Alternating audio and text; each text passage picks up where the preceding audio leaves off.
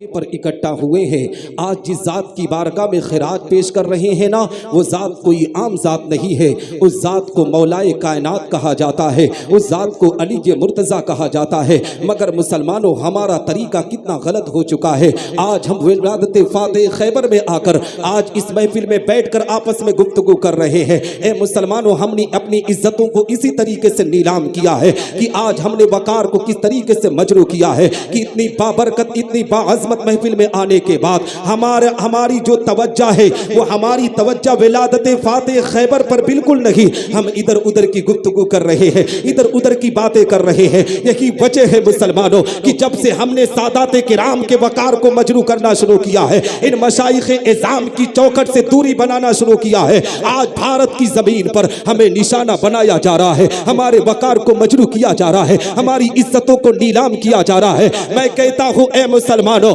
अगर भारत की जमीन पर अपने वकार को ऊंचा करना चाहते हो, शरीयत मुस्तफा के पैगाम को आम करना चाहते हो, तो इन मशाइख इज़ाम के कदमों को चूम लो, इनके दामन से वाबस्ता हो जाओ। दावे के साथ कहता हूं, अल्लाह की रहमतें तुम पर नाज़िल होगी, तुम्हारी दुनिया भी सबरेगी, तुम्हारी आखिरत भी सबरती हुई नजर। सुभान अल्लाह, नारे तकबीर, नारे रिसालत, सुभान अल्लाह, सुभान अल्लाह। जानते हो मुसलमानों, आज हम और आप जिनकी बारगाह में खिराज पेश करने के लिए आए हैं, उन्हें फातेह खैबर दामाद पैगंबर कहा जाता है। हजरत अली रज़ी अल्लाह तआला अन्हु की जिंदगी की तारीख में आपको बताना चाहता हूँ। हम और आप यहाँ इकट्ठा हुए हैं ना, ए मुसलमानों, अपनी जिंदगी पर जितना नाज करो उतना कम है। तिरमिज़ी शरीफ की वो हदीस आपकी निगाहों के सामने रखना चाहता हूँ। मेरे आका पैगंबर इस्लाम आकाई करीम सल्लल्लाहु अलैहि वसल्लम के फरमान को सुनो। नबी इरशाद फरमाते हैं कि जिसके दिल में अली की मोहब्बत होती है वही मोमिन होता है, और जिसके दिल में अली के लिए बुग़्ज़ व इनाद हो, उसको समझ लो ये दुनिया का सबसे बड़ा मुनाफिक है। और हजरत अबू सईद खुदरी रहमतुल्लाहि ताला अलैह इरशाद फरमाते हैं कि हम जब किसी डाउटफुल मजमे में जाते थे, अगर हमें ये पता नहीं होता था कि ये अपने हैं या पराए हैं, तो वहां पर हम जिक्र अली करते थे। जिक्र अली सुनकर जिनके चेहरे जाते थे, हम समझते थे कि ये मोमिनों की जमात है, और जिनके चेहरे मुरझा जाते थे हम समझते थे ये मुनाफिकों की जमात। नारे हैदरी, वाह वाह, सुभान अल्लाह, सुभान अल्लाह। और यहाँ हम और आप इकट्ठा हुए हैं, हम और आपको यकीन भी है कि हम हजरत अली रज़ी अल्लाह तआला अन्हु के मानने वाले हैं, फातेह खैबर से मोहब्बत करने वाले हैं। हम क्यों ना हजरत अली से मोहब्बत करें मुसलमानों, जो मेरे आका पैगंबर इस्लाम आकाई करीम सल्लल्लाहु अलैहि वसल्लम के भाई भी है, नबी आखिरुज़्ज़मा के दामाद भी है। आओ मैं आपको बताता चलो, जब मक्कतुल मुकर्रमा की प्यारी जमीन से जब अब सहाबाई किराम हिजरत करके मदीना की जमीन पर पहुंचे थे, नबी आखिरुज़्ज़मा ने मुहाजिर और अंसारी को जब भाई करार दिया था, तो हजरत अली रज़ी अल्लाह तआला अन्हु तन्हा रह गए थे। फातेह खैबर दामाद पैगंबर हजरत अली रज़ी अल्लाह तआला अन्हु नबी आखिरुज़्ज़मा की बारगाह में आते हैं, अर्ज करते हैं, या रसूल अल्लाह, ए मेरे आका, मुझे तन्हा क्यों छोड़ दिया गया है, मुझे अकेला क्यों छोड़ दिया गया है। तो नबी के फरमान को नोट करो मुसलमानों, नबी इरशाद फरमाते हैं, अली तुम दुनिया में मेरी भाई हो और आखिरत में मेरी भाई हो। हजरत अली रज़ी अल्लाह तआला अन्हु का मकाम है। आओ मैं आपको बताता चलो, हजरत अली रज़ी अल्लाह तआला अन्हु के शहजादों ने दीन इस्लाम की तबलीग को किस तरीके से अंजाम दिया है, कुरान की तालीम को किस तरीके से आम किया है। आज पूरी दुनिया की तारीख उठाकर देख लो, सरकार गौसे आजम रज़ी अल्लाह तआला अन्हु फातेह खैबर की औलाद है, ख्वाजा मोइनुद्दीन चिश्ती संजरी फातेह खैबर की औलाद है, सैयद सालार मसूद गाजी फातेह खैबर की औलाद है। और ए मुसलमानों, सादाते की चौचा, खासकर हुजूर अनीस कौम मिल्लत, ये था हजरत अली रज़ी अल्लाह तआला अन्हु के शहजादे हैं। मैं आपको मैसेज और पैगाम देना चाहता हूँ, जब मेरे आका पैगंबर इस्लाम की अज़मत और रिसालत पर उंगली उठाई गई थी, नबी के वकार को मजरू करने की कोशिश की गई थी, तो हजरत अली का दुलारा, जिसको हुसैन कहा जाता है, करबला के मैदान में पहुंचे, 72 नफूस कुदसिया के साथ पहुंचे थे। ए मुसलमानों, कहने का मकसद ये है, नबी चाहते तो हुसैन के लिए दुआ करते थे। रब तबारक व तआला उनकी दुआ को कबूल करके हुसैन इब्ने अली के ऊपर से इम्तिहान को हटा लेता। मगर नबी आखिरुज़्ज़मा उम्मत मोहम्मदिया को मैसेज दे रहे थे, उम्मत मोहम्मदिया के लोगों को पैगाम दे रहे थे, ए उम्मत मोहम्मदिया में अपनी जिंदगी गुजारने वालों, मेरा खानदान जो दुनिया में आया है सिर्फ पीरी मुरीदी करने के लिए नहीं आया है, मोटे लिफाफे को जमा करने के लिए नहीं आया है, नजराने को जमा करके उस पर ऐशो आराम करने के लिए नहीं आया है। मेरे खानदान के लोग दुनिया में आए हैं। जब दीने मुस्तफा के वकार को मजरू किया जाएगा तो मेरे खानदान के शहजादे अपनी गर्दन को कटाकर दीने मुस्तफा की हिफाजत करते हुए सुभान अल्लाह, सुभान अल्लाह, सुभान अल्लाह, जिंदाबाद जिंदाबाद। वाह वाह वाह वाह। हजरत मोहतरम कहने का मकसद ये है, आओ मैं आपको बताता चलो, ए मुसलमानों, हजरत इमाम हुसैन से लेकर मखदूम अशरफ सिमनानी रहमतुल्लाहि ताला अलैह तक आप तारीख उठा सकते हैं और मखदूम अशरफ सिमनानी के शहजादगान की भी जिंदगी उठाकर देख सकते हैं कि किस तरीके से दीन इस्लाम की खिदमत को अंजाम दे रहे हैं।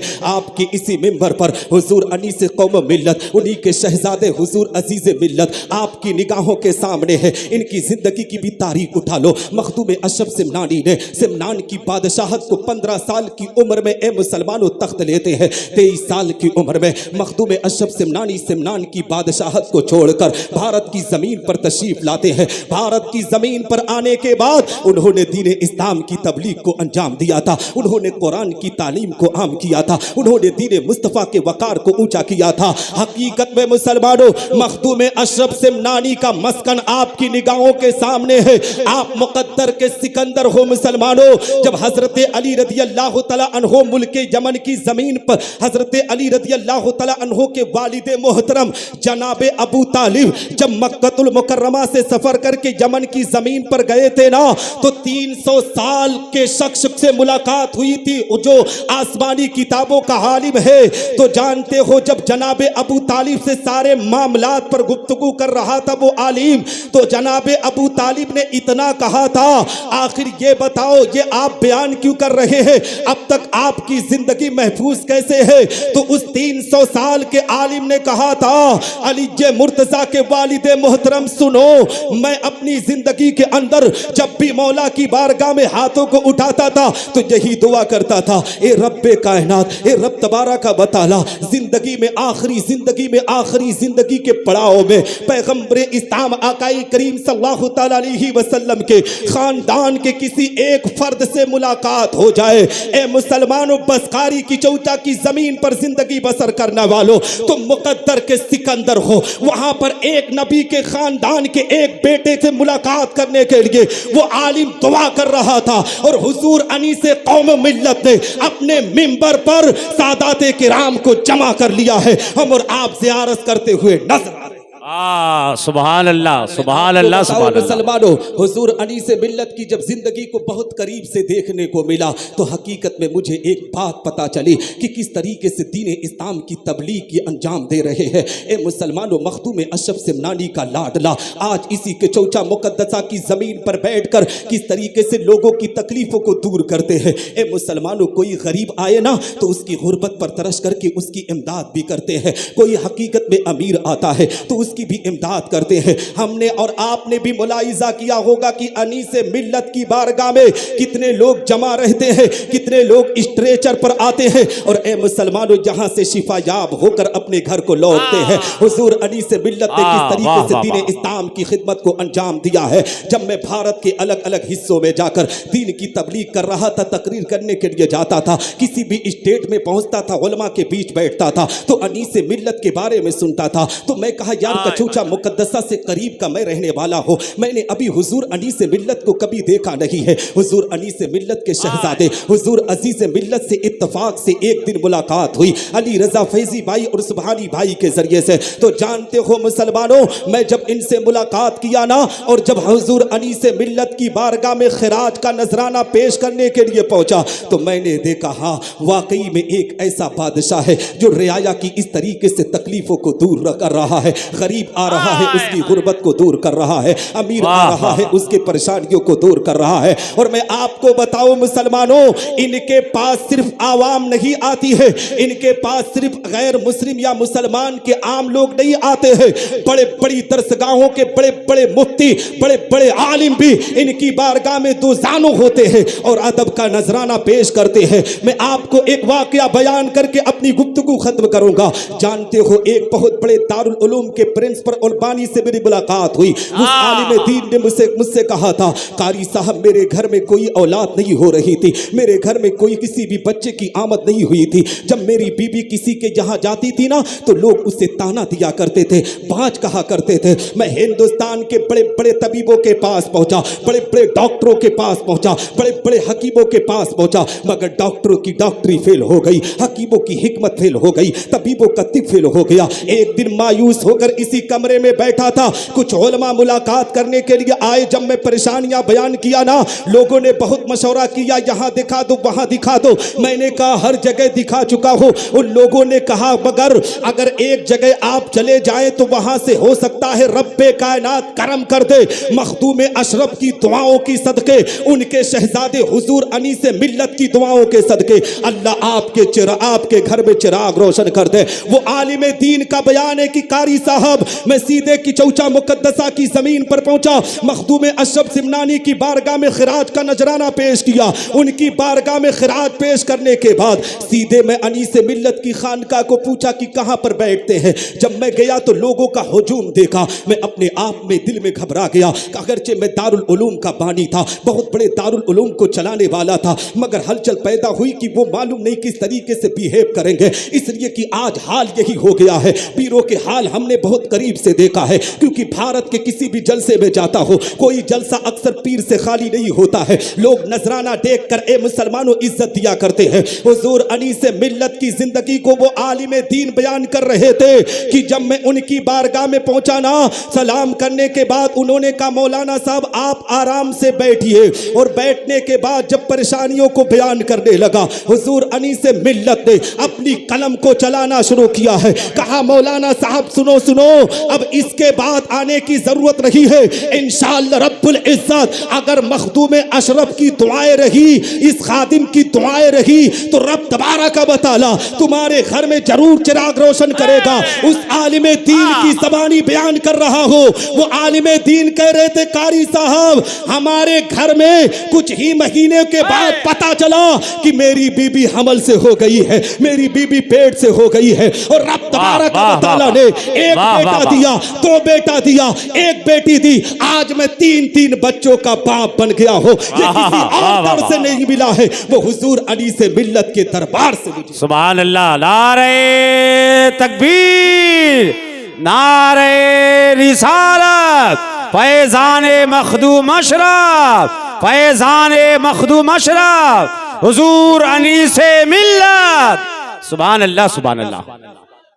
हजरत मोहतरम कहने का मकसद यह है कि जब बाप बादशाह होता है ना तो बेटा भी बादशाह होता है। अभी हम और आपने निगाहों से देखा था वो हिंदुस्तान की सबसे बड़ी यूनिवर्सिटी, अरबी यूनिवर्सिटी अल जामियतुल अशफिया मुबारकपुर आजमगढ़ की ज़मीन पर वो हसीन वक्त हमने भी अपनी निगाहों से देखा था कि शहजादे हुजूर अनीस मिल्लत के सरे अक़दस पर किस तरीके से दस्तार फजीलत का ताज सुभान अल्लाह, वाह वाह वाह वाह। वक़ार, ये इज्जत अल्लाह ने किसे अता किया है? हुजूर अनीस मिल्लत के शहजादे को अता किया है। और अभी हाल की बात बता रहा हो, ए मुसलमानों आप अपनी जिंदगी का मुशाहिदा कर सकते हैं। आपने भी बहुत से लोगों को देखा होगा, हमने भी बहुत से लोगों को करीब से देखा है। अभी हुजूर अनीस मिल्लत के शहजादे की जिंदगी को भी बड़ी करीब से मैंने पढ़ा है कि जानते हो अभी ठंडक का मौसम था। इस मौसम में ए मुसलमानों गरीबों की इमदाद करने के लिए रात की तन्हाई में निकले थे और गरीबों की इमदाद कर रहे थे। किसी को कंबल दे रहे थे, किसी को मुसलमानों गर्म कपड़ा दे रहे थे। ये बता रहे थे कि हमारा जो खानदान है ना, ये दुनिया में सिर्फ लेने के लिए नहीं बल्कि लोगों को अता करने के लिए आया है। और हकीकत में मुसलमानों ये मेरे आका पैगंबर इस्लाम आकाई करीम सल्लल्लाहु तआला अलैहि वसल्लम का सदका।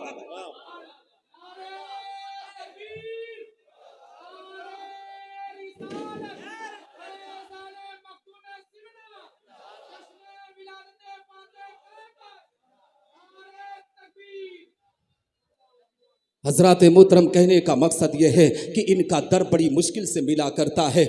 जानते हो, भूखे से पूछो खाने की हैसियत और प्यासे से पूछो पानी की हैसियत। आप हजरात ना यहाँ रहते हैं इसीलिए वकार नहीं समझते हैं। आप हजरात यहाँ रहते हैं इसीलिए आपको पता नहीं है कि इनका मकाम क्या है, इनका मर्तबा क्या है। हमारे अमरडोबा में जाकर पूछो ना, अगर किसी के सामने कह दोगे तो चेहरा मुस्कुरा जाएगा, वो अपने आप में दिल पर हाथ रख देगा कि ये ज़ात जो है ना, ये शहज़ नबी आखिरुज़्ज़मा अकाई करीम सल्लल्लाहु अलैहि वसल्लम के दुलारों की ज़ात है। आओ मैं आपको बताता चलो मुसलमानों, मेरे पास वक्त कम है, मगर इस कम वक्त में मैं आपको एक पैगाम, एक मैसेज देना चाहता हो। हम और आप आज मखदूम अशरफ सिमनानी रहमतुल्लाहि ताला अलैह के जद्द अमजद फातह खैबर दामाद पैगंबर हज़रत अली रज़ी अल्लाह तआला अन्हु की बारगाह में खिराज पेश करने के लिए आए हैं। हज़रत अली रज़ी अल्लाह तआला अन्हु की बारगाह में नजराने अकीदत पेश करने के लिए आए हैं। फातह खैबर ने दीन इस्लाम की तबलीग को किस तरीके से अंजाम दिया है, कुरान की तालीम को किस तरीके से आम किया है।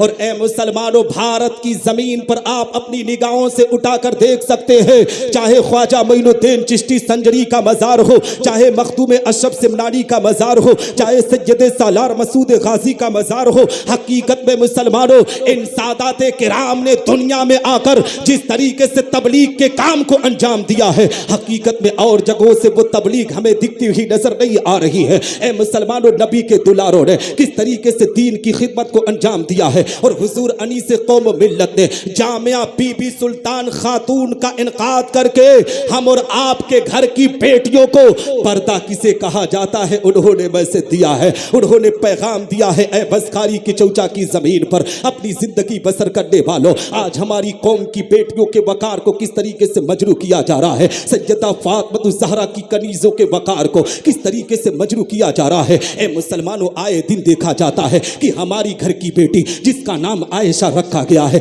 जिसका नाम फातिमा रखा गया है, जिसका नाम राबिया रखा गया है, गैर मुस्लिमों से शादी करके किस तरीके से धर्म परिवर्तन, मज़हब तब्दील करके अपनी जिंदगी के वकार को मजरू कर रही है। हकीकत में मुसलमानों, हुजूर अनीस कौम मिल्लत ने जामिया बीबी सुल्तान खातून का इनकाद करके दुनिया के लोगों को पैगाम दिया है कि तुम अपनी बेटियों को कॉलेजों में पढ़ाने के बजाय हमारे जामिया की तरफ लेकर आओ, जहां जब तुम्हारी बेटी पढ़ेगी तो उसे पैगाम मिलेगा कि सैयदा फातिमा ज़हरा ने किस तरीके से पर्दे का एहतमाम किया था, सैयदा ज़ैनब ने करबला के मैदान में ए मुसलमानों किस तरीके से पर्दे का एहतमाम किया था। इन सादात किराम की जद्द अमजद सैयदा ज़ैनब की जिंदगी उठाकर देखो। सैयदा ज़ैनब के जब सर से ए मुसलमानों चादर को खींचा गया था, हजरत सैयदा सकीना के सर से चादर को छीना गया था, तो सैयदा ज़ैनब ने पुकार कर कहा था, खानदान की बेटियों, अब वक्त आ गया है